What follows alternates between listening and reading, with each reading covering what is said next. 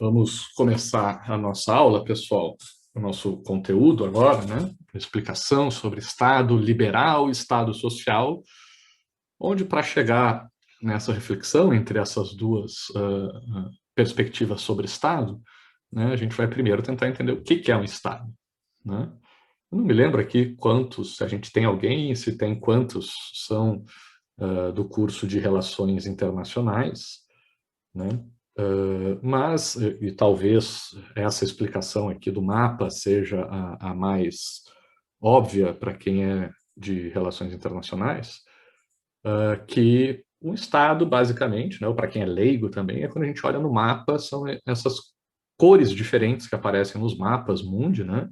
Cada uma dessas cores cercada aí por uma linha preta, que são as fronteiras dos países, né? Então, basicamente, para um leigo, né, a gente olha o mapa aqui, tem aqui um mapa aqui atrás também, né, é uma cor, é um pedaço do mapa mundi, né?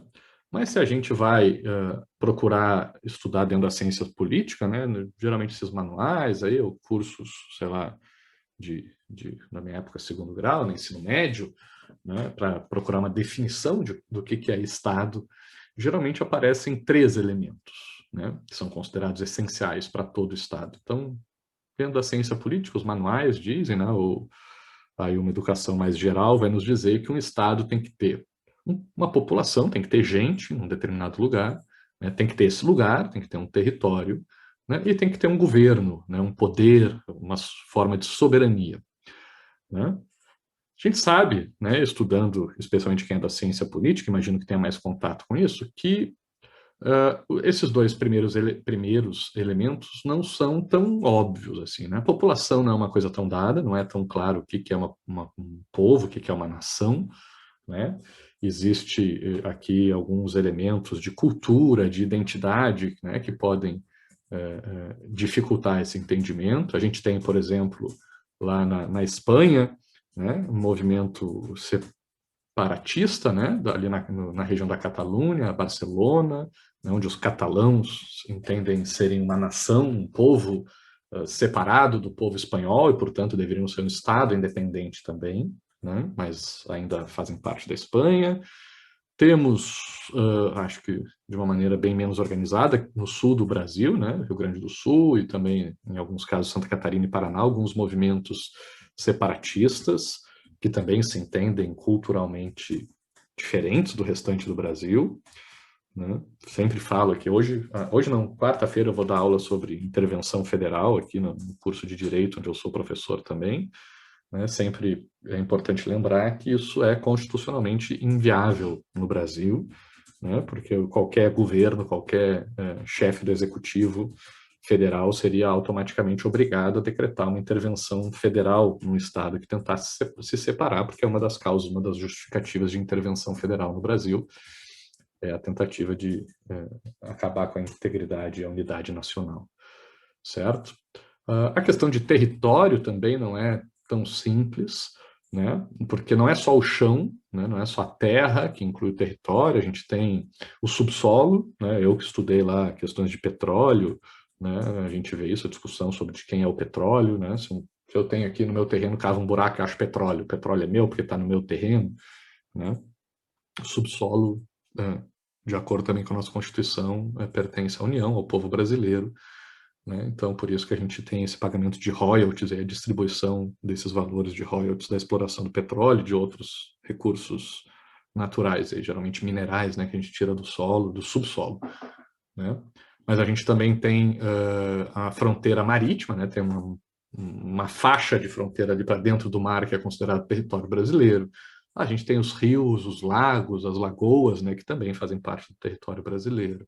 A gente tem o espaço aéreo, né, brasileiro também, que faz parte do território brasileiro. Então, território é algo também um pouquinho mais do que só o chão onde a gente pisa, né? Então, população e território não são elementos tão simples assim quanto parecem num primeiro momento. Mas, certamente, o grande ponto aqui de discussão, né, apesar dessa ressalva de que os dois primeiros não são óbvios, né, dá para discutir bastante, tem bastante pano para manga, dá para desenvolver bastante na análise de população de território, mas eu não tenho a menor dúvida de que o grande ponto aqui de debate, de discussão, especialmente dentro da ciência política, né, cujo objeto de estudo é especificamente esse governo, esse poder, né, é esse terceiro elemento aqui, né? Esse povo e essa população tem alguma forma de governo, né, ou seja, um grupo ou uma pessoa que exerce poder sobre essas pessoas sobre as pessoas que estão dentro desse território. E é importante aqui também a ideia de soberania, né, porque não é qualquer tipo de poder. Né? Se a gente estivesse tendo aula presencial lá na UNB, eu poderia dizer que, de certa forma, eu, como professor, exerço um certo poder sobre as pessoas, né, a população, que são os meus alunos, as minhas alunas da minha turma, e se a gente tivesse com aula presencial, teria bem delimitado o nosso território, ele teria uma sala, né, dentro de um prédio da UNB onde a gente estaria tendo aula, e não é porque tem gente num território com uma certa forma de poder que a gente tem um Estado. Né? Aqui no Distrito Federal, né, a gente tem uma população do Distrito Federal, a gente tem um território do Distrito Federal e tem um governo do Distrito Federal. Né? Tem o Ibanez aí, né, no chefe do executivo do Distrito Federal, mas não é por isso que a gente tem um Estado, né, no caso do Distrito Federal, nem com E maiúsculo, nem com E minúsculo, mas se formos, sei lá, para São Paulo, lá com o Dória, né, o Dória é chefe do executivo de um Estado com E minúsculo, né, que é um ente federativo, uma unidade federada do Brasil, né, e não um Estado com E maiúsculo, que equivale a uma nação, né, um país. Né? Por que o Dória e o Ibanez são um governo, são uma forma de poder, porém, não tem uma população, tem um território, porém não configuram um Estado com E maiúsculo, né, um país? Né? Porque esse governo, esse poder de um Estado tem que ser soberano. Né? E a questão da soberania aqui significa, tecnicamente falando, né, um poder de autodeterminação pleno, né? Ou autodeterminação plena, né? É a capacidade de fazer escolhas, de definir suas próprias questões sem absolutamente nenhuma outra submissão a nenhuma outra forma de poder, nem interno, nem externo. Né? Então, essa população e esse território tem que obedecer um governo que está acima de qualquer coisa, que não tem nenhum grupo interno dentro desse território aqui que seja mais forte do que ele, um grupo político, um grupo econômico, seja lá que grupo for, e também ele não pode submeter a poderes externos, certo? Tem que ter essa característica da soberania, de estar acima das influências, pode se relacionar, pode ter influências, mas, né, quem define as coisas dentro desse território para essa população tem que ser esse governo, essa forma de poder, que se sobreponha a qualquer interesse externo. Tá? No caso do Ibanez ou do Dória, né, aqui no Distrito Federal ou lá em São Paulo, eles são uma forma de poder, sim, são um governo, né, no caso do Ibanez distrital, no caso do Dória estadual, né, porém, como entes federativos, né, como parte da Federação Brasileira, eles não têm soberania, eles têm autonomia, que é uma capacidade de autodeterminação limitada, certo? Então, o Dória e o Ibanez têm uma certa liberdade para fazer suas escolhas, tomar suas decisões, porém, são escolhas limitadas. Né? A título de curiosidade também, se a gente fosse pegar o Bolsonaro como chefe do executivo, né, a nível federal, ou seja, da União, né? A União também é um ente federativo e também é um ente federativo autônomo, não soberano, tá, pessoal? Então, o Bolsonaro também tem que obedecer limites esses estabelecidos na nossa Constituição, né? Soberano, no nosso caso aqui do Brasil, a gente pode identificar duas forças soberanas, né? Uma, o poder constituinte originário, né? O poder que emana do povo, né? E do outro lado a Constituição, né, que acaba sendo o fruto, o resultado disso. Então, quando a gente quiser criar uma nova Constituição, o povo brasileiro, esse poder constituinte originário, aí sim teremos soberania, poderemos criar o país da forma que a gente quiser, sem, teoricamente, nenhum limite, né, a não ser para quem acredite em direitos naturais. Porém, além disso, também a nossa federação, que é uma forma mais abstrata, né? A gente não tem um órgão aqui que represente a federação, quem representa, quem atua em nome da federação é a União, e esta é autônoma, né? Mas, teoricamente falando, a Federação Brasileira é um corpo, uma entidade soberana, certo? Muito próxima da lógica ali do poder constituinte originário. Então, soberania seria uma liberdade total, sem limites, né? Enquanto a autonomia é uma liberdade restrita, com alguns limites, né? Um certo grau de liberdade. Para que a gente tenha um Estado, a gente precisa de soberania. A gente precisa de um governo que tenha poderes totais sobre uma população dentro de um território, certo? Pelo menos não limitados por nenhum outro grupo interno ou externo. Beleza, esses são os elementos considerados aí, como eu disse, nos manuais de ciência política, né, como sendo essenciais para a identificação de um Estado. Fazendo uma análise mais histórica, pessoal, a gente pode encontrar diferentes níveis, né, diferentes etapas aqui históricas, né, nesse processo de amadurecimento desse conceito do que é um Estado. Né? A gente vai trabalhar aqui rapidamente algumas questões sobre algumas outras formas de organização anteriores à ideia de Estado, né? Como a ideia de família, uma tribo ou uma cidade, até a gente chegar num Estado. Né? E mesmo dentro da ideia de Estado, a gente vai ter lá os estados rudimentares, né, da antiguidade, né? Podemos pegar Mesopotâmia e Egito, o Estado grego, a polis, as cívitas lá do Estado romano e até o feudalismo e as monarquias medievais lá no início e meio da Idade Média. Mas a gente vai ver que ali, a partir dos tratados de Westfália, 1600 e pouco, 1648, né, onde a gente vai ter efetivamente a definição da figura do que a gente chama de Estado moderno, né, e aí a gente vai ver que, como consequência, logo em seguida surgem os estados absolutistas, as monarquias absolutistas, né, e a partir das revoluções liberais, né, Revolução Norte-Americana e Revolução Francesa, a gente passa a ter a figura do Estado republicano, né, aquele Estado que serve e que é gerido, administrado com base na participação de todos, né, da população como tanto. A ideia da coisa pública, né, da res pública, da república. Beleza?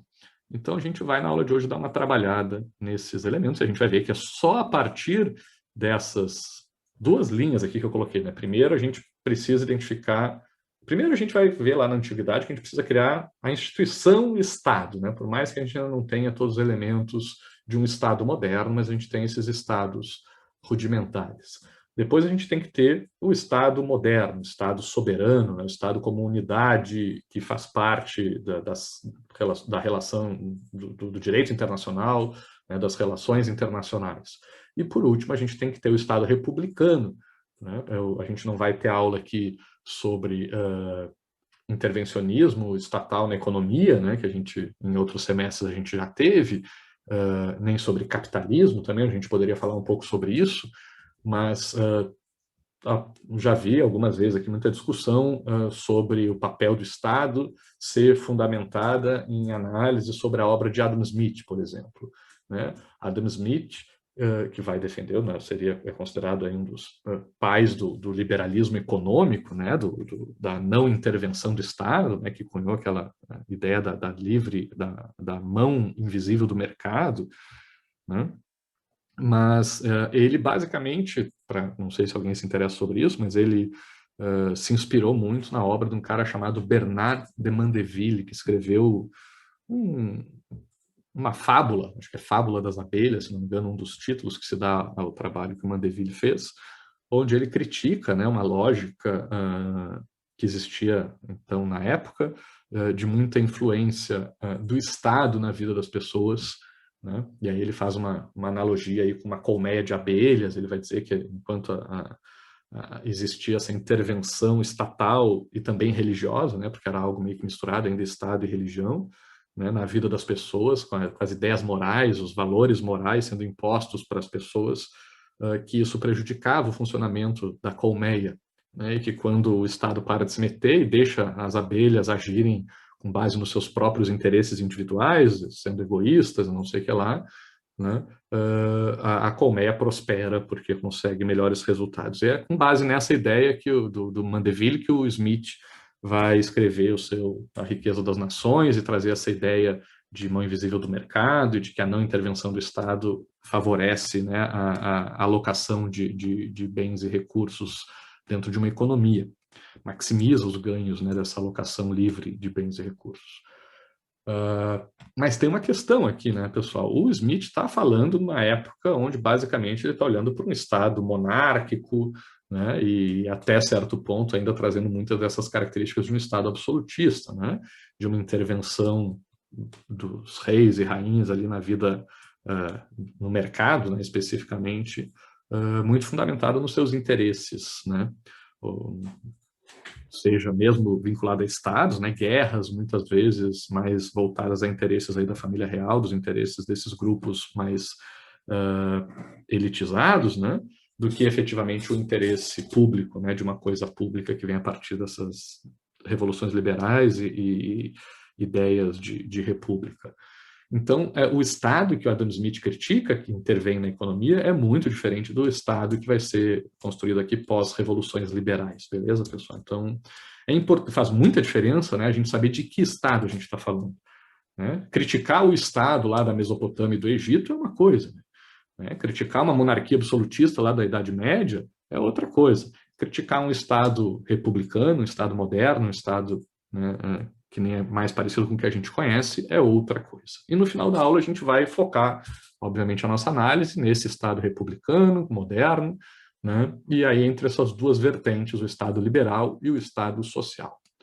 Beleza? Mas vamos para o começo, pessoal. Vamos voltar no tempo aqui e vamos lá para a Idade da Pedra, na Idade da Caverna, onde as pessoas basicamente viviam como nós, seres humanos, né?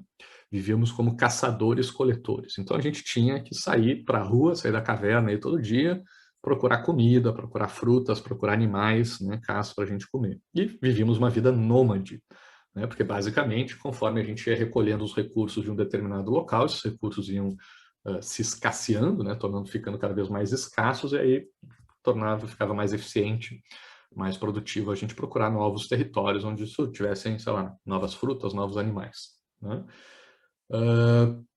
Então, basicamente, nesse primeiro momento, a gente tem essas características: caçadores, coletores e nômades, certo? O que eu queria que vocês imaginassem aqui, para a gente começar a dar esses primeiros passos, primeiro é a ideia de família, né, pessoal? A gente tem aqui uma tribo, um grupo.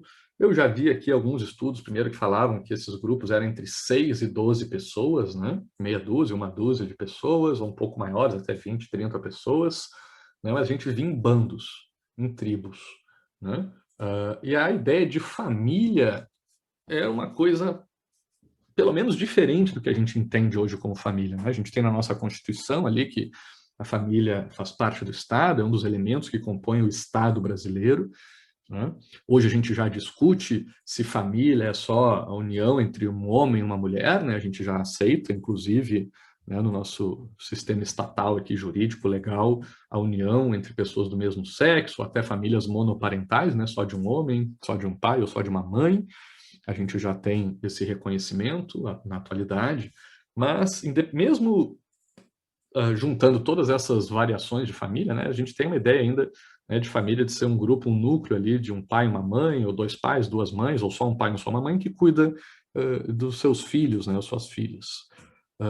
Mas nessa época a ideia de família devia ser bastante diferente do que a gente tem hoje em dia, e para a gente ter uma ideia, né, pelo menos uma ideia sobre isso, eu quero que vocês reflitam sobre a noção, né, a consciência sobre o processo de gestação, né, a gravidez. Né? Quando que a gente, eu não me lembro, eu já tinha visto isso em algum lugar, mas não me lembro, acho que foi na Idade Média, por aí, se não me engano, um pouco antes, não sei.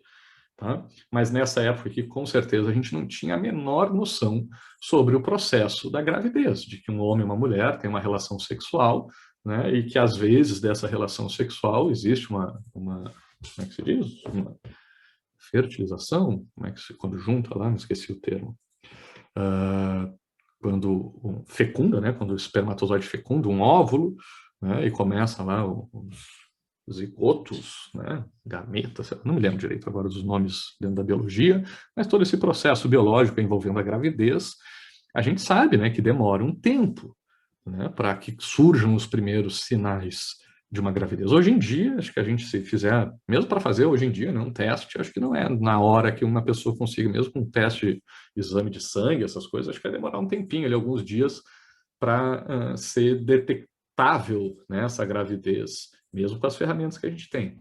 Agora, imagine nessa época, a pessoa que levava ali semanas, às vezes até meses, né, para uma mulher perceber alguma diferença no seu corpo, né, que indicasse que essa mulher está grávida. E fazer a conexão, né, sobre, sei lá, essa barriga que começou a crescer, o ciclo menstrual que está diferente, alguma coisa assim, né, ou qualquer outro indício, né, que possa fazer a mulher entender que ficou grávida, levava meses, né, pelo menos semanas.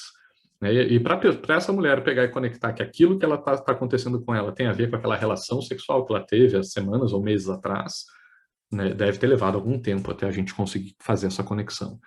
Então, basicamente, nessa época, as pessoas não tinham muita noção de quem era pai de quem. Né? A mãe dava para saber, porque a criança saía da mãe, mas para saber quem era o pai de uma criança que estava ali, vocês estão vendo, tem uma criança ali junto com uma mãe, né, na entrada dessa caverna, como é que a gente sabe qual desses 4 caras aqui era o pai daquela criança?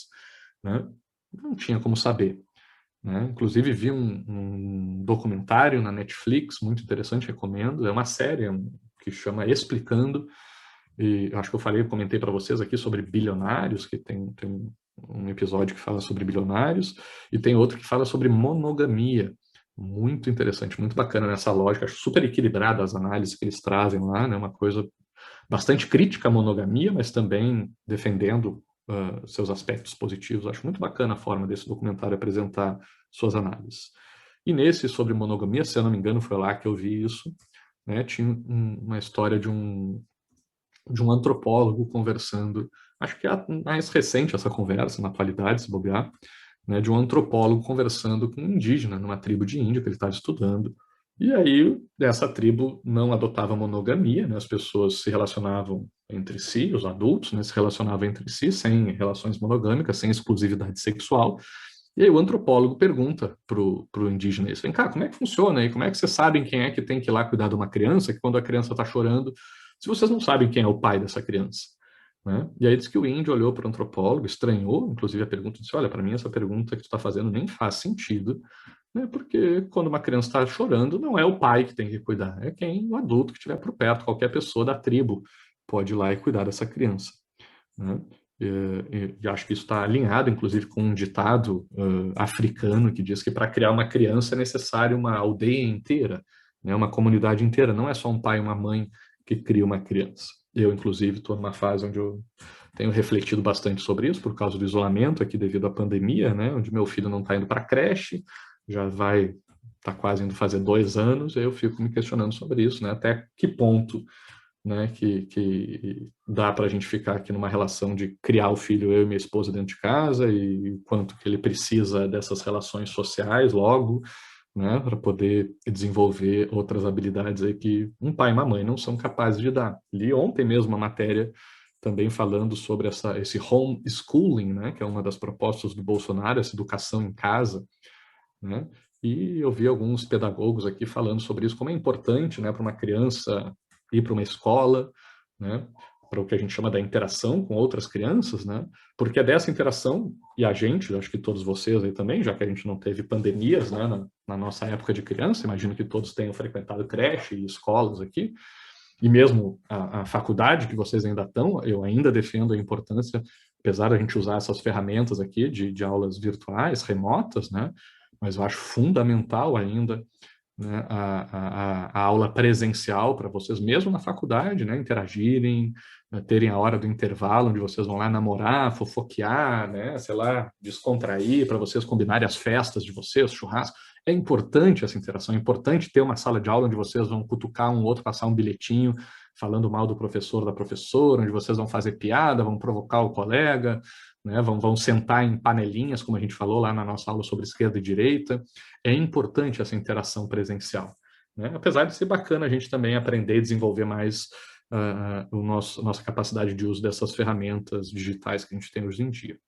Mas para uma criança, diz que isso é ainda mais importante, porque uma criança vai aprender, por exemplo, a dividir um brinquedo, né? Que numa creche uma criança já tem que fazer. Meu filho aqui está sozinho, os brinquedos são todos dele. Ele não sabe o que é uma criança vir pegar um brinquedo dele. Né? É importante brigar, né? Tem uma briga, tem um coleguinha lá que dá umas porradas no filho, vai morder ele vai chorar, vai saber que as outras pessoas podem, sei lá, ser perigosas ou dolorosas, trazer experiências ruins, né? se dá conta que, né, existem relações de longo prazo, então às vezes a gente tem que conviver com quem a gente não gosta, às vezes a gente tem que briga com uma pessoa e depois tem que fazer as pazes, porque a gente vai continuar sendo colega daquela pessoa, né? Então, é necessário mais do que um pai e uma mãe para criar uma criança, são necessárias essas relações sociais, né? E é isso que diz esse ditado africano aí sobre a criação de uma criança, e isso nos ajuda a entender, então, essa visão desses indígenas aí nessa conversa com esse antropólogo, né, de que essa relação monogâmica que não faz muito sentido, a ideia que a gente tem de família, de pai, mãe e filhos, é uma coisa, é uma perspectiva, né, mas que não reduz o todo, que não explica todas as possibilidades que a gente tem. A gente tem várias organizações sociais onde a monogamia não é praticada, ou pelo menos não é predominante, certo? Então a ideia de família não necessariamente é essa coisa que a gente tem de pai e mãe, mesmo as visões mais modernas aí, de dois pais, duas mães ou monoparentais, né? A gente pode ter uma ideia de família mais coletiva, mais tribal, né, mais de bando como um todo. Eu acho que a ideia de família era algo nesse sentido aqui nessa época da pedra, tá? Era um grupo onde ali meio que todo mundo estava junto, todo mundo se ajudava e obviamente não havia conflitos, né? Provavelmente o mais próximo que a gente possa chegar a entender isso são esses bandos dos grandes primatas, né, de chimpanzés, gorilas, aí talvez a gente consiga entender, né, como que funcionava. Deixa eu ver aqui.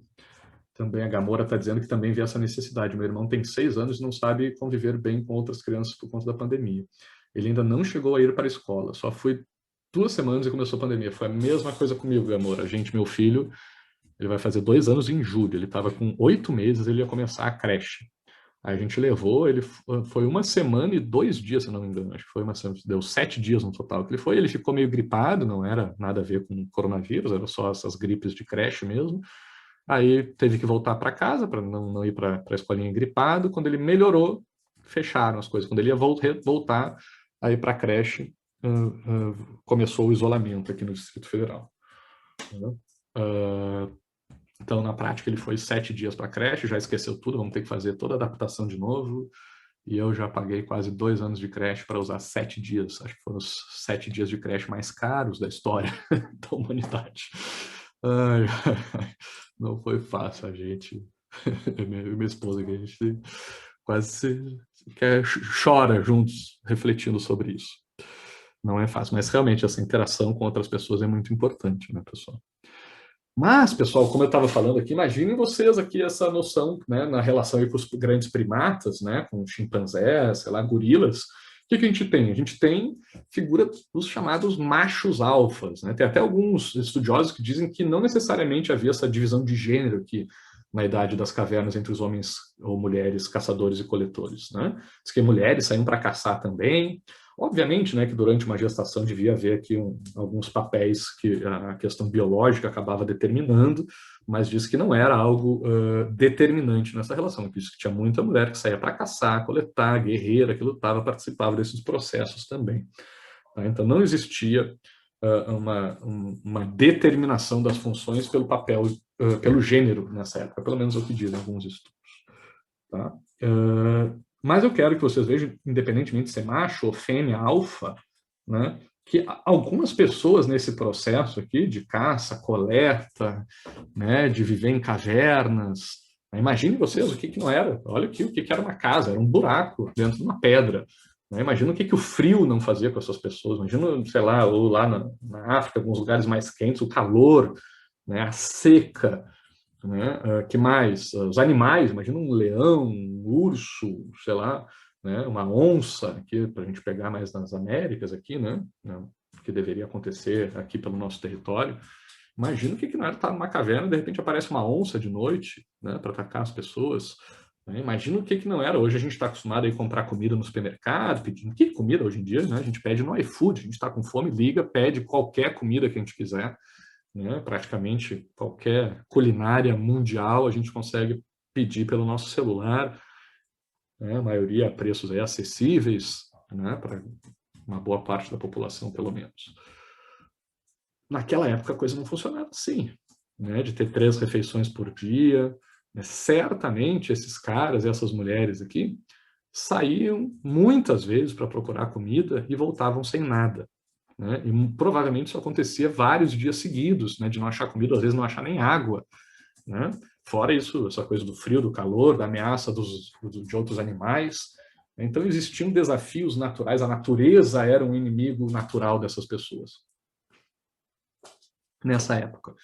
E certamente algumas pessoas acabaram se destacando porque conseguiam trazer mais comidas, né? Porque conseguiam proteger o grupo de alguma ameaça, conseguiam achar uma caverna, sei lá, numa situação onde não tinha abrigo, porque conseguia proteger o grupo aí de algum ataque de algum outro animal, que iam criando lideranças, pessoal, né? Seja nessa lógica do macho alfa, da fêmea alfa, sei lá, alguma coisa assim, mais biológica, que nem os grandes primatas, né? Ou na lógica essa por contribuírem mesmo, mais social aqui, de quem contribui mais, quem traz melhores resultados para o grupo. Tá? Que mais que eu queria falar aqui para vocês?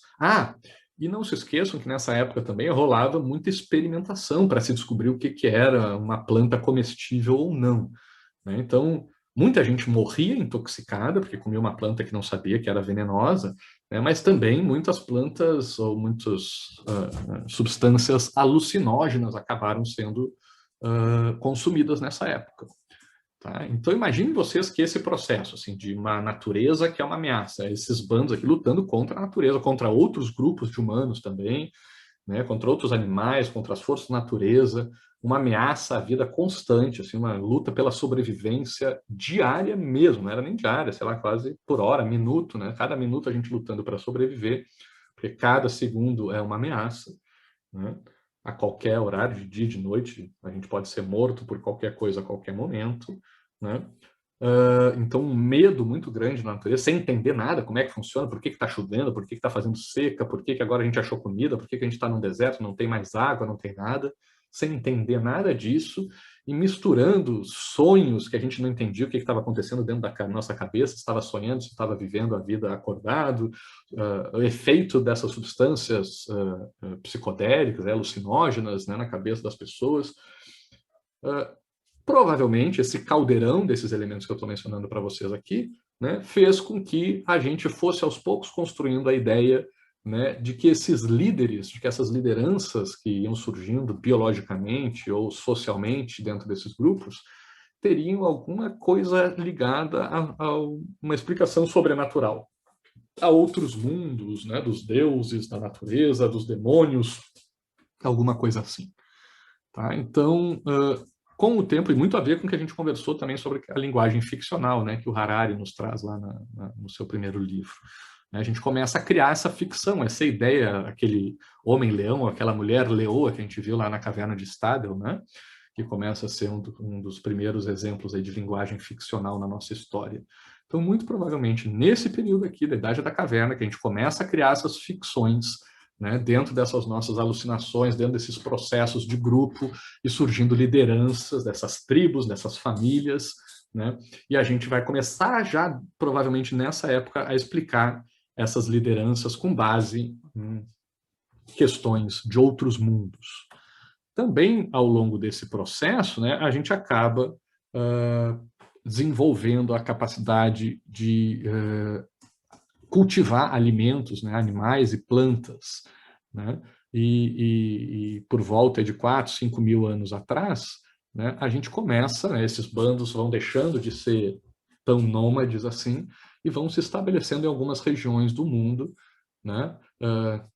Basicamente todas elas com características muito semelhantes, né, ao longo do leito aí de grandes rios, né, porque esses grandes rios ofereciam aí diversas possibilidades, né, de transporte, de solos férteis ali ao longo do seu leito, acesso à água potável, né, então várias questões aí que ajudavam essas regiões a se desenvolverem de maneira mais fixa, né, desses caçadores-coletores irem se fixando em certos lugares com o desenvolvimento da agricultura, da pecuária, né, basicamente nessas 4 regiões aqui que estão no mapa, né, ali no Egito, ao longo do rio Nilo, na Mesopotâmia, né, onde hoje fica ali o Iraque, né, ao longo dos rios Tigre e Eufrates, na Índia, ao longo do rio Indo, e na China, ao longo do rio Amarelo, foram surgindo o que se chama das primeiras cidades.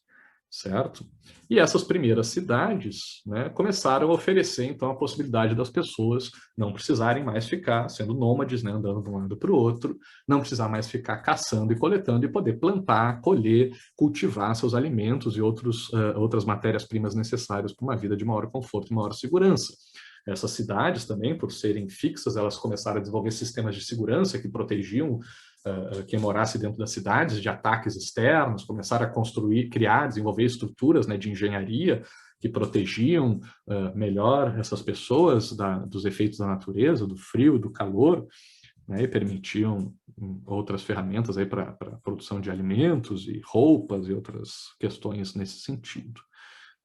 Uma das regiões que se destaca aqui, né, que a gente tem algum conhecimento para começar a falar mais do surgimento de um Estado, é o Egito Antigo, né, pessoal, que a gente conhece até hoje aqui pelas pirâmides, né, pelas múmias, os faraós, né, essas figuras que a gente geralmente ouve falar. Mas é importante a gente olhar para o mapa do Egito para tentar entender melhor o que aconteceu na criação, no desenvolvimento, né, na predominância do papel do Egito ao longo da nossa história. Primeiro, pessoal, a gente tem que lembrar que naquela época lá do Homem da Caverna, né, ainda esse meio norte da Europa não era todo um deserto que nem ele é atualmente. Ali era uma grande floresta, né? Não sei quantos mil anos atrás, teve uma mudança climática aí, que aí sim essa região, que era uma grande floresta tropical, então muito propícia, né, para os grandes primatas e para as primeiras espécies de humanos sobreviverem, né, caçando, coletando alimentos, né, dentro de florestas tropicais, muito ricas, né, em alimentos. Né, essa floresta vai se convertendo, vai secando, se transformando num deserto, empurra esses humanos, né, tanto para cima, para o norte, ali em direção ao Mediterrâneo, quanto para baixo, para o sul da África. Né? Se vocês olharem aqui, esse mapa mostra o leito do Rio Nilo, tá, pessoal? Eu recomendo muito que vocês peguem o Google Maps e coloquem lá aquela função de ver as imagens de satélite, porque é muito interessante de se ver isso, como isso aqui não é só um desenho que tenta passar uma ideia. Se vocês pegarem as imagens de satélite, é exatamente isso que vocês vão ver no Google Maps. Tá? O norte da África ali, um amarelo seco, né, e composto, sei lá, de areia, desse deserto, e justamente aqui ao longo desse leito do Rio Nilo aqui, florestas, né, um verde que se destaca ali muito do resto dessa região. Principalmente ali no delta do Rio Nilo, né, onde o Nilo deságua ali no mar Mediterrâneo.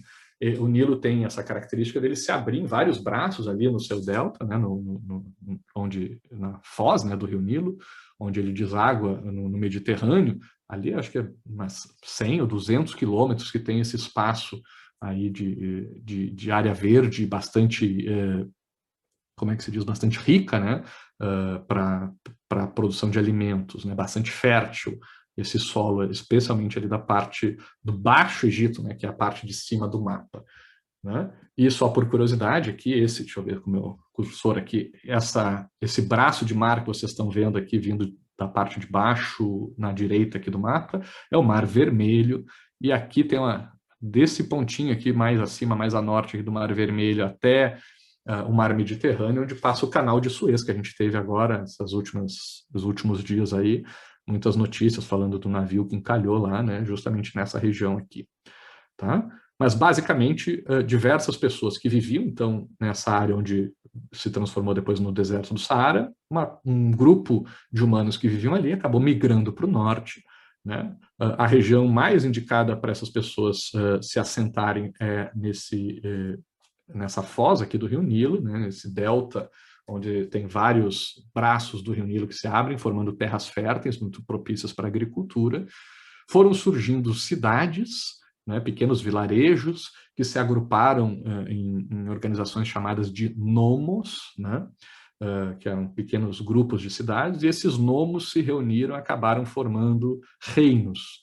Né? Então tivemos o reino do Baixo Egito, que é essa parte de cima aqui do mapa, né, perto do Mediterrâneo, e o reino do Alto Egito, que fica na parte de baixo do mapa. Né? Alto e baixo aqui tem a ver com a topografia do Egito, né? Onde o Nilo nasce, o rio Nilo nasce na parte alta, nas montanhas, por isso Alto Egito, e ele desce até o nível do mar Mediterrâneo, e por isso Baixo Egito, na parte alta do mapa, né? O oposto do mapa. certo? E depois acaba que o primeiro faraó, o Menes, né, foi o primeiro a conseguir unificar então os reinos do Alto e do Baixo Egito, e passando a ser considerado então o primeiro faraó que governa toda essa região. O que acontece nessa época, pessoal? A sociedade do Egito Antigo vai se organizar, vai ter o faraó, que vai ser escolhido, né, vai ser um representante divino aqui, ele próprio é um deus, né, na Terra, ele é um deus encarnado aqui na Terra, né, e a sociedade egípcia vai se organizar já em algumas hierarquias, né, algumas camadas. Tem os sacerdotes ali, que corresponderia ao clero, né, logo abaixo, então ajudando o faraó e sua família nessas questões religiosas, né, alguns funcionários ali de alto escalão, os nomarcas, né, que são os governadores, aí, os representantes políticos dos nomos, né, a classe guerreira, né, que vai lutar, vai estabelecer guerra. Isso é muito importante, né, que o Egito não só conseguiu se reunir sobre o domínio dos faraós, né, unindo o reino do Alto e do Baixo Egito, mas ele estava constantemente em conflito com as regiões ao seu redor, né, procurando se expandir ou se defender. Então a classe dos guerreiros era muito importante. E depois temos ali a classe dos escribas, pessoal, que é nessa época também, por aí 4.000 anos atrás, que surge a escrita. E para que surge a escrita, pessoal? Como eu disse para vocês, nessas primeiras grandes cidades, a gente começa a aplicar em larga escala, né, a invenção da agricultura e da pecuária. A gente começa a produzir alimentos e matéria-prima, como nunca antes havíamos conseguido fazer, e essa produção acaba gerando um excedente de produção, começa a sobrar coisas, né? E essa sobra acaba sendo, então, passando a ser administrada por essa estrutura do faraó, né, que organiza essa sociedade como um todo. E uma das primeiras necessidades que essa estrutura que organiza essa sobra de produção, esse excesso de produção, passa a ter, uma primeira necessidade que passa a se ter, é o controle sobre esse excesso de produção, né, ou sobre a produção como um todo. Então, passa a ser necessário, se desenvolve a escrita justamente como uma forma, primeiro números, né, e depois, sim, algumas imagens para representar as substâncias, né, os objetos que esses números estão tentando descrever. Surge, então, a escrita e os números, né, dessa necessidade de controle sobre essa produção. Tá? Quem é essa instituição que os faraós estão representando e que estão organizando aí recursos dessa sociedade, né? Se quiser, dependendo da classificação que a gente usar, a gente pode começar a chamar de Estado, né? Dentro daqueles conceitos que a gente tem, daqueles elementos essenciais que a gente já falou. A gente vai ter um povo determinado, um território já meio determinado e uma forma de poder de governo com soberania, certo? Ainda essa soberania não é total, né? Existem intervenções de um Estado no outro, não existe uma lógica diplomática que vai surgir só lá com a Paz de Westfália, né? Mas, pelo menos de forma consolidada, né? Mas já podemos, dependendo da classificação que a gente quiser usar, começar a chamar isso aqui de Estado. Beleza, pessoal? Indo mais para frente, depois na aula que vem eu vou entrar em mais detalhes, tá, sobre algumas dessas estruturas sociais. Essa lógica, como eu falei para vocês, que lá no Estado egípcio, né, da antiguidade, já existia de necessidade de se defender contra ataques externos e também de expandir seus territórios para aumentar a sua produção, né, e também aumentar a sua capacidade de defesa, de proteção, vai dando cada vez mais importância para a classe dos guerreiros. Tá?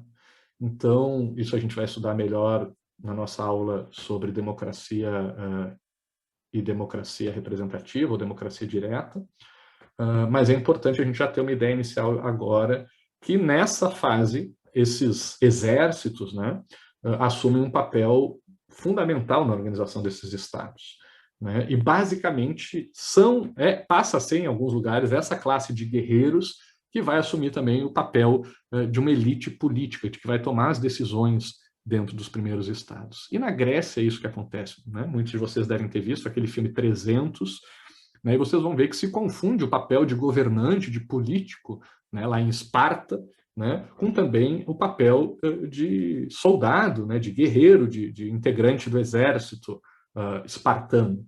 Né? São aqueles que lutam, aqueles que vão para a guerra, que participam das decisões públicas. Né? Quem tem poder de voz dentro de uma sociedade, né, são a classe, principalmente, né, porque tomam as principais decisões dentro de um Estado, é a classe guerreira, né? São as pessoas que vão para a guerra. né? Não faz sentido participar das decisões públicas, das decisões que envolvem guerra, pessoas que não vão para a guerra. E por isso, com base nisso, a gente consegue também entender a democracia que vai surgir um pouco mais para frente em Atenas, né? Vocês devem lembrar ou ter essa noção de que quem podia participar da democracia ateniense eram apenas os cidadãos atenienses, e que isso representava em torno de 10% de toda a população que vivia em Atenas, porque eram excluídos mulheres, crianças, pobres, escravos e estrangeiros, né? Então é importante a gente entender aqui que não era necessariamente assim, nossa, um precursor, a mentalidade preconceituosa que a gente vê hoje em dia já existia lá naquela época, porque os homens ricos, né, já mandavam, o patriarcado já dominava. Sim, óbvio, já se tinha uma lógica patriarcal, que talvez venha desde lá da Idade da Caverna, como a gente falou, não sei a origem disso, né?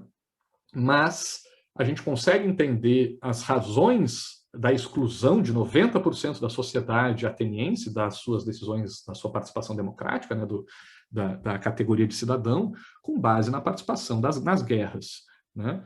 As mulheres não iam para a guerra, né? Ficavam cuidando das propriedades e da família. Criança também não vai para a guerra porque não tem condições de lutar.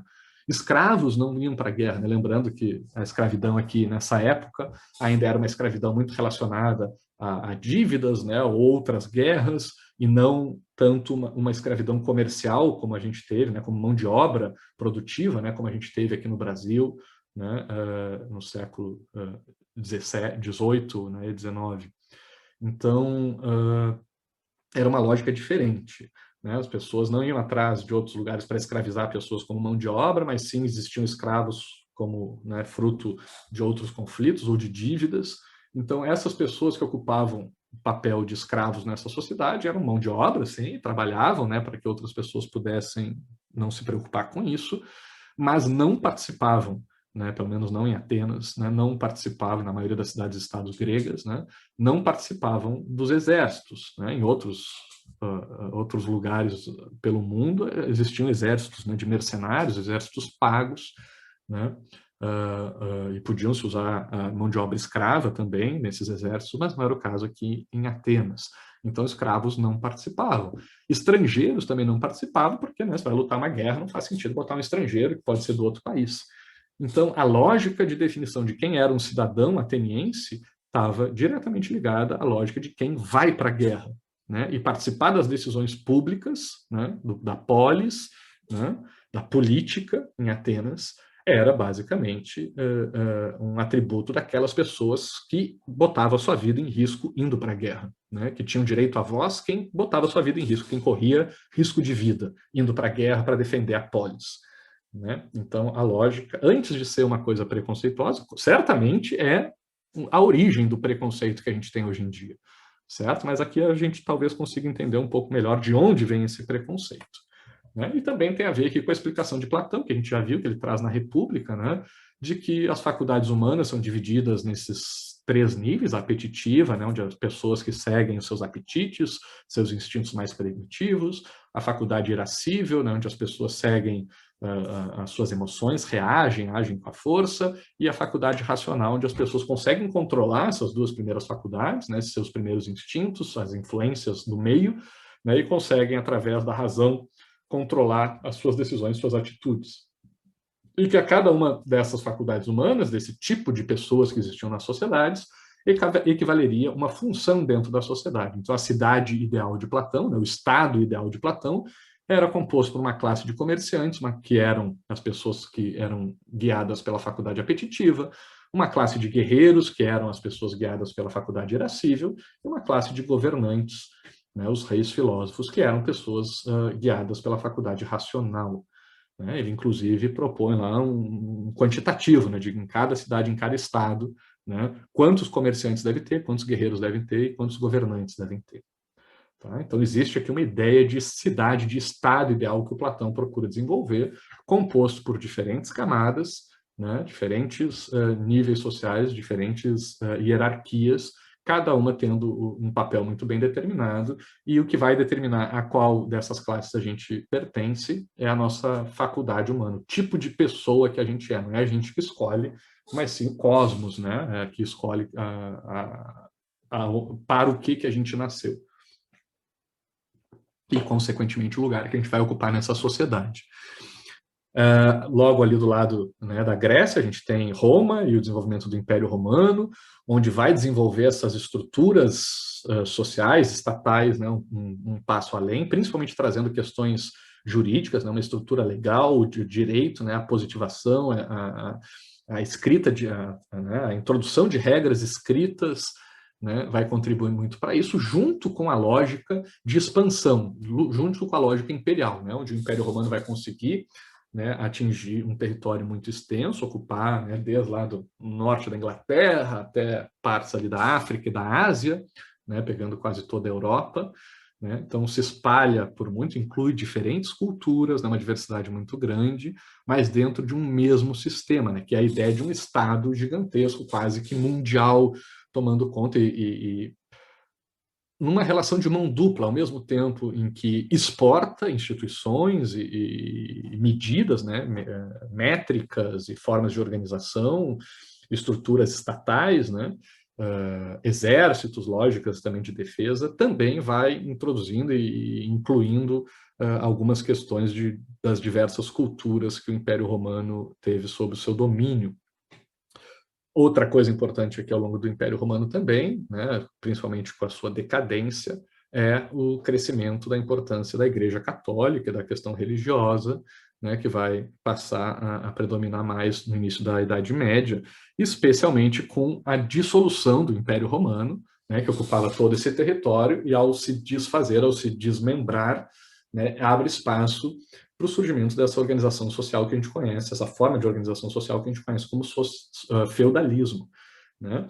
Onde esses diversos territórios que antes eram governados e tinham uma certa padronização dada pelo Império Romano, passam a ter uma maior autonomia, uma maior independência, entre aspas, né? Autonomia acho que é a palavra mais correta, mais precisa, né, e vão se organizar, vão surgir a figura dos feudos, né, determinados territórios, onde tem a figura ali do senhor feudal, deixa eu trazer aqui, né, também com a classe do clero, né, dos religiosos, os nobres, os guerreiros e os servos, os trabalhadores, né, que vão trabalhar dentro desses feudos. Né, de novo aqui, diferentes grupos fazendo parte dessa sociedade, né? Já existia também, como vai coexistindo aqui as monarquias medievais, né, que vão tendo uma queda de braço aqui com esses senhores feudais, né, entre quem que predominava no início, predominando aqui os senhores feudais, porque eles estavam mais próximos, né, da ponta, né, dos trabalhadores que produziam, dos guerreiros que lutavam, da cobrança de impostos, que traziam recursos para sustentar guerras e construções, né, de infraestrutura ou de qualquer projeto que um governo tivesse nessa época. Essa fragmentação dentro da Europa, né, e tentativa de união através desses impérios ou dessas monarquias medievais, acabou gerando muitas guerras, muitos conflitos entre as diferentes regiões, né? Tivemos aí um período de muitas guerras, consideradas algumas das mais sangrentas, proporcionalmente falando da nossa história, né, especialmente a Guerra dos 30 Anos, né, e ali numa região da Alemanha, ali por essa época de 1640, foram alguns anos, né, alguns meses que eles ficaram discutindo alguns tratados, acho que foram 11 tratados que foram estabelecidos para se firmar de forma mais definitiva a paz nesses conflitos que ocorriam nessa época, né, foram assinados os chamados Tratados de Westfália, né, para tentar resolver esse período de conflitos. E, basicamente, esses tratados introduziram alguns conceitos aqui nessa forma de organização dos estados. O principal deles, o primeiro e o principal deles, né, seria a ideia de razão de Estado, né, algo parecido com o que a gente chama atualmente de interesse nacional.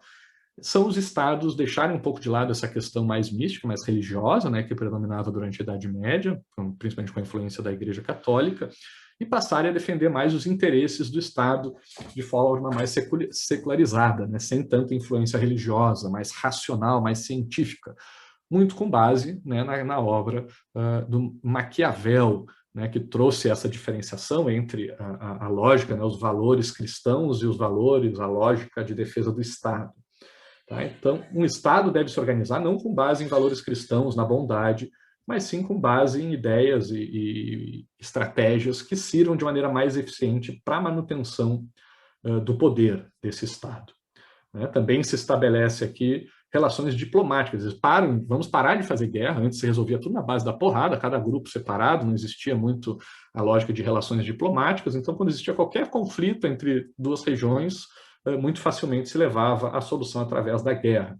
Esses tratados estabeleceram, né, fizeram um acordo de que, pelo menos como uma intenção, de procurar resolver esses conflitos através da diplomacia.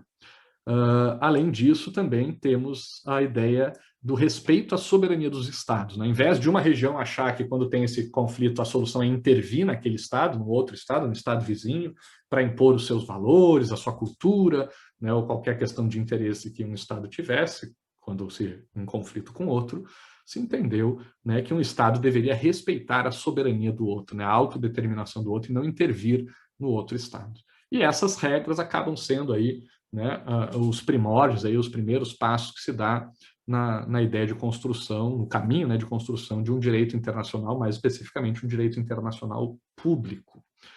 Essas estruturas vindas aqui dos Tratados de Westfália, esses primeiros acordos, naquela região mais central da Europa, né, onde vários países assinaram esses tratados, aqui está uma imagem, né, de várias dessas assinaturas no final de um dos documentos,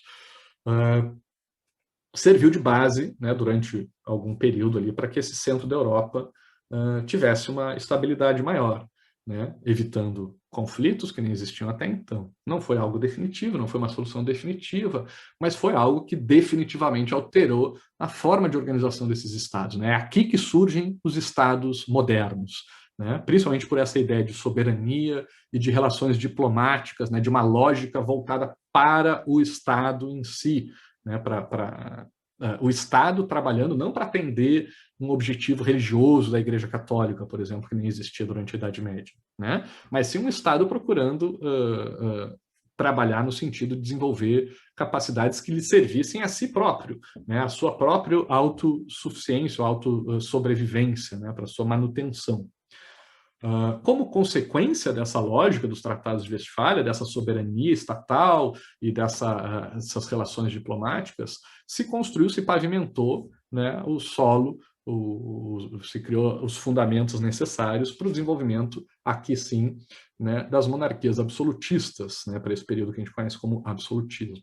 Por quê? Porque esses estados soberanos, pensando na sua própria sobrevivência, numa lógica mais racional, né, mais científica, acabaram, né, adotando estratégias como o desenvolvimento de exércitos permanentes, né, exércitos profissionais, treinados, né, permanentes, sob o domínio do Estado e não mais, né, soltos, dispersos ali entre os feudos, né, sob o domínio dos senhores feudais.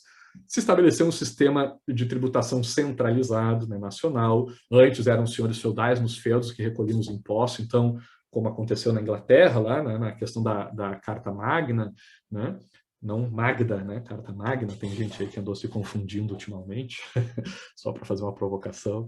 A Carta Magna, né, de 1215, né, foi uma disputa entre os barões ingleses, né, que equivale aos senhores feudais da Inglaterra e a nobreza, o rei da época, né, onde os senhores feudais tinham o exército, tinham os recursos aí dessa situação de uma tributação descentralizada. Se estabelece também na figura desses reis absolutistas, né, ou rainhas absolutistas, né, a figura central dessas relações diplomáticas e também de uma política econômica mercantilista, né, que a gente começa a ver o desenvolvimento dos impérios colonizando, né, criando colônias ao redor do mundo, né, a Europa se expandindo, ali as grandes navegações, né, conquistando territórios na África, nas Américas e até na Oceania, na Ásia e na Oceania, certo?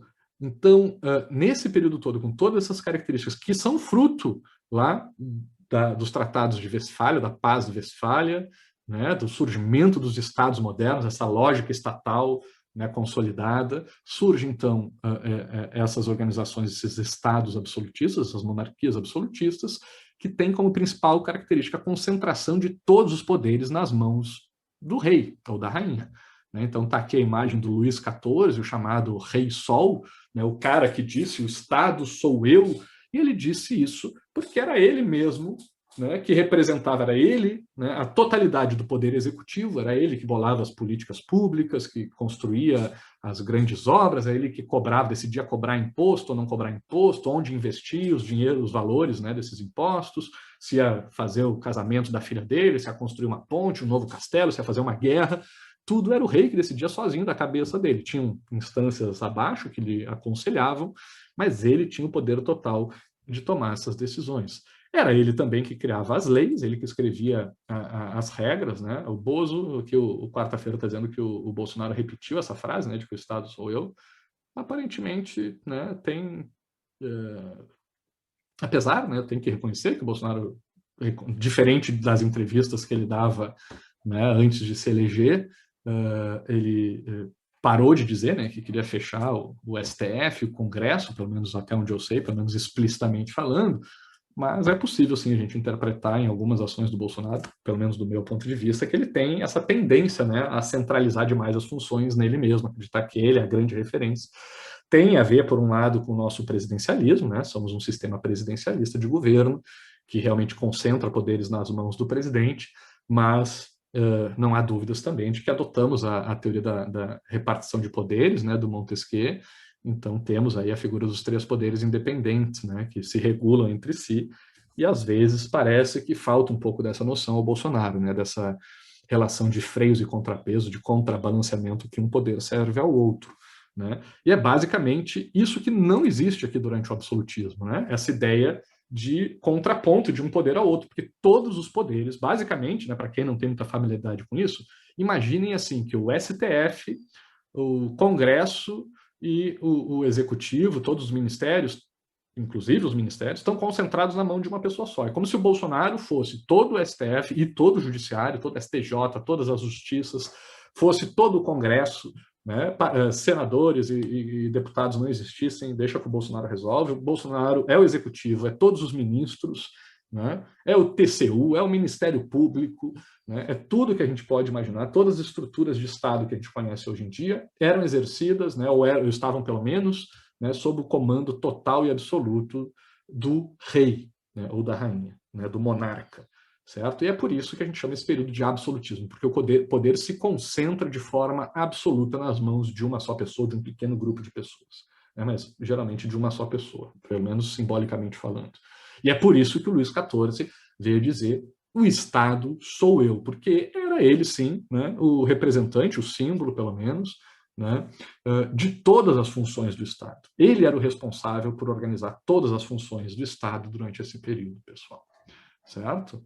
E o que acontece? Né? Depois do Luís XIV, né, a gente vai começar a ver aqui, ao longo desse período, dessas monarquias absolutistas, a gente vai começar a ver algumas contestações a essa forma de organização estatal.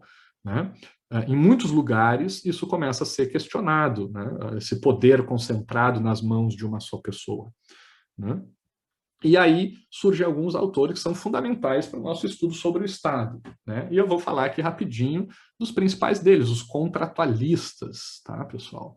Tem aqui, para começar, o primeiro deles, né, o em inglês aqui chamado de Thomas Hobbes, né, é o primeiro, o mais famoso aqui dos iniciais aqui, né, a usar essa ideia de uma teoria de um contrato social, que eu já vou explicar para vocês o que é.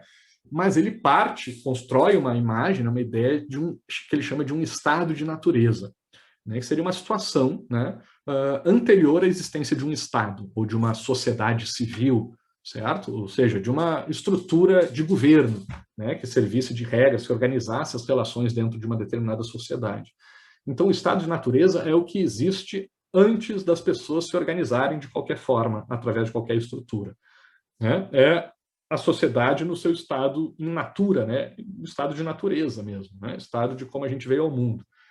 Mas é importante a gente ter a noção de que o estado de natureza não é assim, sei lá, um negócio lá que nem aqueles tela do Windows que tinha antigamente, né? Que são os campos verdes, sei lá, aquela ideia, aquela imagem que tinha dos Teletubbies, né? Morros de grama verde com árvores, passarinhos, o sol e sem ninguém, né? Só a natureza. Não é isso. Tinha gente pra caramba.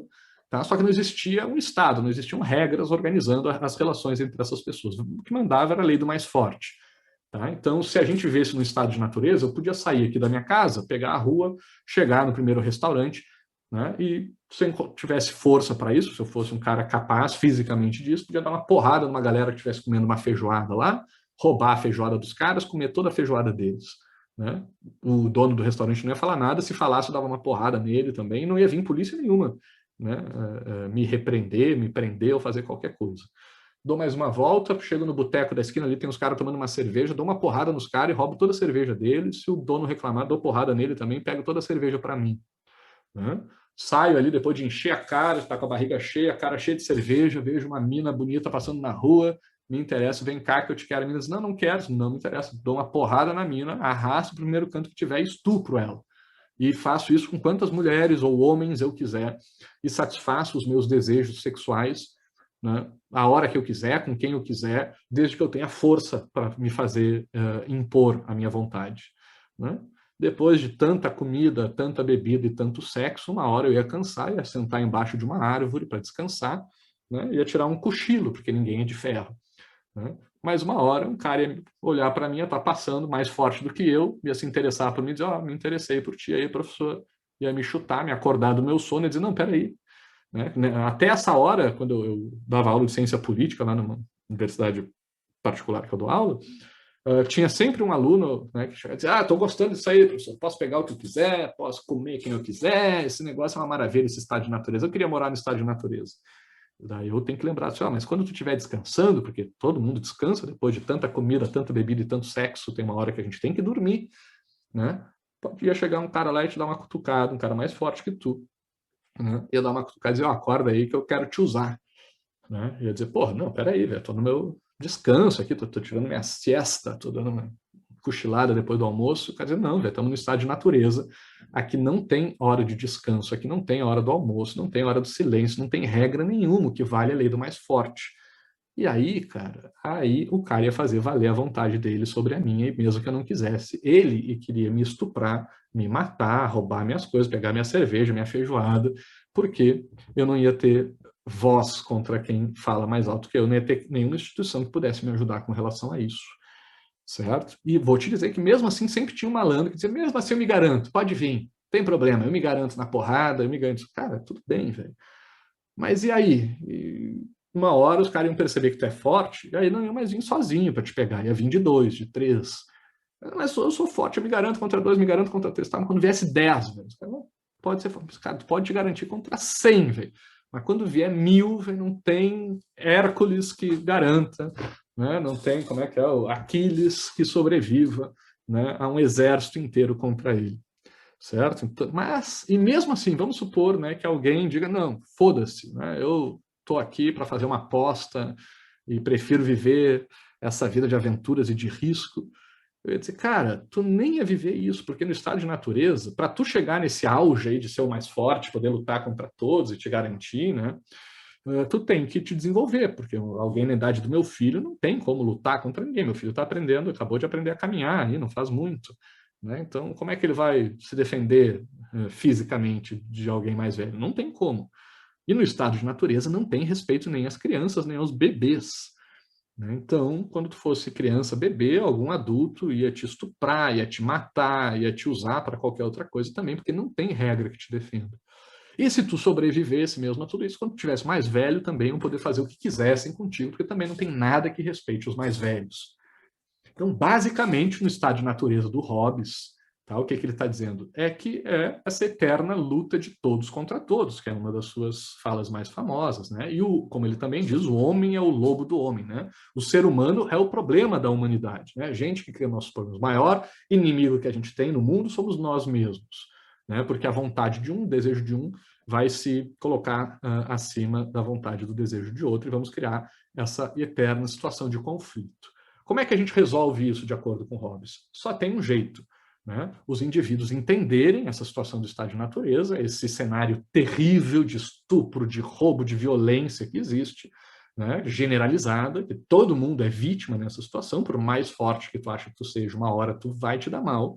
né? Então, entendendo essa lógica do estado de natureza, a gente aceita abrir mão de parte dessa liberdade que eu tinha de roubar a feijoada dos caras, de roubar a cerveja, de me relacionar sexualmente com quem eu quisesse. Eu abro mão disso, né? E transfiro parte dessa minha liberdade para uma figura que eu vou chamar de Estado, ou que o Hobbes chamava de Leviatã. Né? Leviatã é uma figura bíblica lá, de um ser marinho que, né, era maior do que todos os outros, gigante, mais poderoso dos mares e que protegia os menorzinhos. Tá? Então, a única função do Estado, a principal função do Estado, que é a única que o Estado é obrigado a cumprir de acordo com Hobbes, é garantir a segurança dos indivíduos que compõem essa sociedade, esse Estado. Né?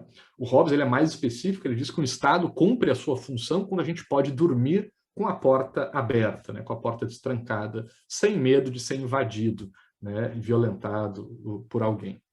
O grande medo do Hobbes é a morte violenta, por isso que eu perguntei para vocês lá no início da aula, né, tinha perguntas comparadas à morte violenta. Depois eu trago aqui o resultado para vocês. Mas para o Hobbes, a principal função do Estado é garantir a segurança desses indivíduos que compõem o Estado, da sociedade, né, impedindo que eles tenham mortes violentas. A Inglaterra está vivendo um período de muitos conflitos internos lá, né?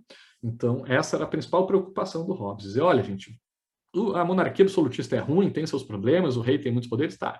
É verdade, tem muitos problemas, mas é melhor isso do que o caos do estado de natureza.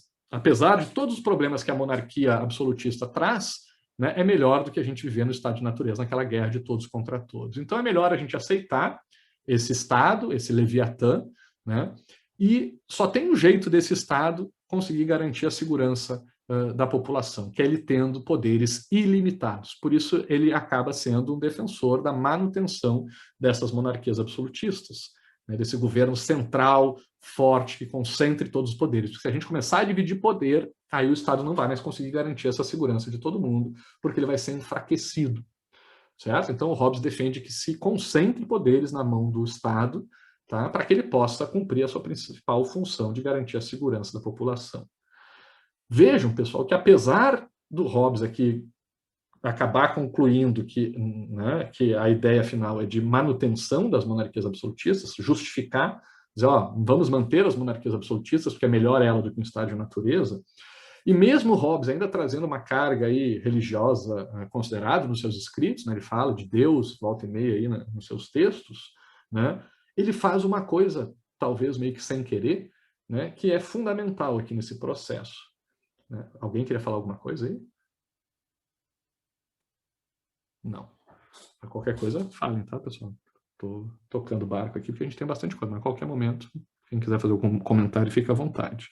O que o Hobbes acaba fazendo aqui, pessoal, uma diferença fundamental nesse processo aqui de entendimento do Estado, especialmente de justificação do papel do Estado. Ele para de usar aquela justificativa que vinha desde lá do Egito Antigo, talvez até da época da caverna, né, de que o poder, a liderança dentro de uma sociedade se justificava pela escolha divina, né, os reis dos estados absolutistas também eram definidos por uma escolha divina, né, a justificativa deles era porque Deus escolheu eles, né. Agora, com base no Hobbes, a justificativa da gente aceitar o poder do Estado deixa de ser o Deus e passa a ser o próprio interesse, né, do povo, de cada indivíduo. É melhor para mim que eu tenha um rei, uma monarquia absolutista, um Estado forte que mande em mim, porque daí eu não vivo num estado de natureza onde todos estão lutando contra todo mundo o tempo todo. Né? Então não é porque Deus escolheu que a gente deve aceitar uma monarquia absolutista, mas sim porque isso é melhor para cada um de nós. Depois do Hobbes, a gente vai ter o nosso segundo contratualista aqui, o pai do liberalismo, né? O John Locke, que ele também vai usar a figura do estado de natureza, mas para ele o estado de natureza não é tão ruim quanto o do Hobbes. Né? Ele tem alguns inconvenientes, né? Mas o Locke vai dizer que as pessoas no estado de natureza eram livres, viviam em paz, mas tinha o problema, alguns problemas. Né? Por que as pessoas eram livres e viviam em paz, de acordo com Locke? Porque existe algo, segundo ele, que é anterior ao surgimento do Estado ou da sociedade civil, das regras sociais que a gente estabelece enquanto sociedade. Para o Locke, existe uma coisa que ele chama de direitos naturais. né? São direitos anteriores ao surgimento do Estado ou qualquer acordo entre os seres humanos dentro de qualquer sociedade. São direitos que vêm da natureza, uma regra dada pela natureza, que é a ideia de se respeitar a vida, a liberdade e a propriedade uns dos outros, certo? Só que como essa ideia e esses direitos naturais não eram plenamente respeitados, as pessoas às vezes não respeitavam os direitos naturais uns dos outros, surgiam inconvenientes no estado de natureza, né? Todo mundo tem essa noção, meio que inata, né, de que existem direitos naturais, porém, né, o respeito a esses direitos não era absoluto, existiam violações a esses direitos, né, e a forma, ou até conflitos, né, sem querer ali, o cara, não sei de quem é essa maçã aqui, será que é minha, será que é tua, como é que a gente resolve isso? Né? A gente precisaria, sei lá, de um tribunal para dizer de quem é a maçã que a gente encontrou na rua, né? Ou se houvesse qualquer conflito que envolvesse esses direitos naturais, a gente precisaria de alguém para resolver eles, uma polícia para prender alguém que violasse eventualmente alguns desses direitos, né? Alguma força para fazer valer essa decisão judicial que fosse tomada num eventual processo, um eventual tribunal, né? E que seria um inconveniente não existir a figura do Estado, né, que trouxesse a polícia, o judiciário, né, e outros órgãos aí que implementam a vontade do Estado. Se a gente não tivesse isso, cada um de nós teria que ser o executor dessas medidas, né? E isso seria um inconveniente, de acordo com Locke. Então, Locke vai dizer, olha, o estado de natureza não é tão ruim que nem fala o Hobbes, mas ele tem inconvenientes, certo? Então, o Locke vai dizer assim, olha, beleza, a gente tem que ter um Estado, né? É importante ter o papel do Estado, a gente fazer um contrato social, porém não que nem aquele do Hobbes, que passa poderes ilimitados para o Leviatã, né, para o Estado, mas sim um governo limitado. Né? Vamos passar poderes para o Estado, mas poderes limitados. E limitados pelo quê? Limitados por leis, né, escritas, ou uma Constituição escrita, ou não escrita, né? E limitado também por um legislativo, por um parlamento que possa estabelecer regras que venham a limitar o exercício do poder do Estado. Né? Para o Locke, a função, então, temos aqui, né, a monarquia constitucional e parlamentarista que vem se desenvolvendo já na prática lá no Reino Unido durante esse período. Tá? Para o Locke, enquanto para o Hobbes a função do Estado era defender, garantir a segurança dos indivíduos, né, para o Locke o Estado tem a função de defender os direitos naturais dos indivíduos, o direito à vida, à liberdade e à propriedade, pessoal. Por isso eu tentei aqui replicar o direito à vida, eu acho que já está meio que subentendido lá na ideia do Hobbes, né, de garantir a segurança da sociedade, né, evitar a morte violenta. Eu acho que é a mesma coisa que o Locke está falando, independentemente de ser violenta ou não, o Locke está defendendo o direito à vida, mas ele introduz a ideia da liberdade, né? Não adianta eu estar vivo, o Locke defendia que é melhor estar vivo e o rei poder mandar em ti de qualquer forma, fazer o que quiser contigo, mesmo que te prenda, né? Mesmo que pegue tua propriedade, mesmo que invente um imposto para te cobrar a qualquer momento, é melhor ter um rei que faça isso do que viver no estado de natureza. O Locke vai dizer que não. Prefiro viver no estado de natureza do que um rei que me prenda, né, sem uma justificativa, do que um rei que tire minhas posses, minha propriedade sem nenhuma justificativa, porque esses são direitos naturais. E se o Estado não respeitar o meu direito à vida, o meu direito à liberdade, o meu direito à propriedade, o povo tem o direito de se rebelar contra esse governo, tem o direito de derrubar esse governo, e é inclusive dentro dessa lógica que o Locke vai defender o direito à posse e né, posse e porte, né, de armas, que as pessoas possam ter armas para poder se defender contra o Estado, assim como defendeu o nosso querido presidente Bolsonaro aí naquela reunião ministerial, né, que veio a se tornar pública. Mas percebam uma pequena diferença, né, pessoal? 1600 e pouco aqui, final de 1600, o Locke está dizendo, olha, se a sociedade do Locke, que é uma elite também, né? Não pensem que o Locke é muito republicano, não. Tá? O Locke é uma parte da elite britânica, né, dizendo, olha, o povo, a sociedade, né, os iguais, a elite, que nem ele, britânica, tem direito de ter armas, porque se o Estado, o rei, não respeitar os direitos dessa elite britânica, né, quiser cobrar imposto quando não deve, quiser pegar sua propriedade, quiser prender alguém de forma indevida, o povo, entre aspas, né, essa elite britânica tem que poder se rebelar contra o governo, e aí tem que ter armas, né? Lembra que é nesse período aqui também que o Estado está começando, né, a ter o exército organizado, né, dentro ali do Tratado de Westfália, dos Tratados de Westfália, né, a ter um exército permanente, porque até então eram os exércitos dos barões, né, dessa elite britânica que era utilizada. Então, os barões, né, a elite britânica tem que manter os seus armamentos, mesmo que o Estado passe a ter um seu exército armado. Porque a diferença de armas entre o que esses barões tinham e o exército tinha era muito pequena, né? Não existia ainda aviões, navios de guerra, né? Navio de guerra até tinha alguns, mas né, ainda era muito pequena a diferença entre o poder das armas desses cidadãos, né, do povo, que é o que o Locke está chamando aqui, que seriam as elites britânicas, com relação ao Estado britânico da época. Então, uma coisa é nessa época a gente falar que a sociedade vai ter armas para lutar contra o Estado, porque as armas são muito parecidas. Né? Hoje em dia, em 2021, mesmo que a gente libere as armas, mesmo que libere, sei lá, metralhadora, fuzil, a arma que for para a população, né, eu não vejo projeto aí que permita um cidadão comprar um caça, um tanque blindado, né, para ter na sua casa, certo? Porque a hora que a população quiser derrubar o Estado, vai ter que ter isso, porque o Estado tem a aeronáutica, a marinha, né, o exército, tem todas as armas aí, ferramentas modernas que existem hoje em dia para a guerra. Né? Então, para que pudesse replicar isso, a gente teria que defender que a sociedade tivesse acesso a armas do mesmo calibre, né, do mesmo nível, para competir contra o Estado. Então, não faz muito sentido dizer que o cidadão tem um 38, mesmo um fuzil em casa, ele vai usar para se defender do Estado. Né? Porque o Estado vai chegar com um tanque na casa dele, vai derrubar a casa e acabou. Não tem essa capacidade hoje em dia. Beleza? Mas só para entender de onde vem essa ideia que tem algumas pessoas que defendem até hoje. Fazia mais sentido na época do Locke, tá? Mas nessa ideia aqui, da sociedade ter mais poder sobre o governo, diferente do que dizia o Hobbes, que dizia que o governo tinha poder absoluto. Beleza? O que mais que o Locke vai nos dizer aqui? Outra coisa importante, né, é essa teoria propriedade-trabalho, que eu vou trazer logo mais para vocês um desdobramento disso. Certo? Bom, primeiro a gente tem que lembrar que, apesar de ser o pai do liberalismo, né, o Locke defendia limites a essa liberdade. Né? Todos poderiam fazer o que quisessem livremente, desde que não prejudicassem os outros, e todos poderiam ter terras também livremente, se apropriar de uma terra onde essas pessoas trabalhassem, né? Desde que mantivessem, houvesse terras na mesma quantidade e qualidade para todo mundo. Tá, pessoal?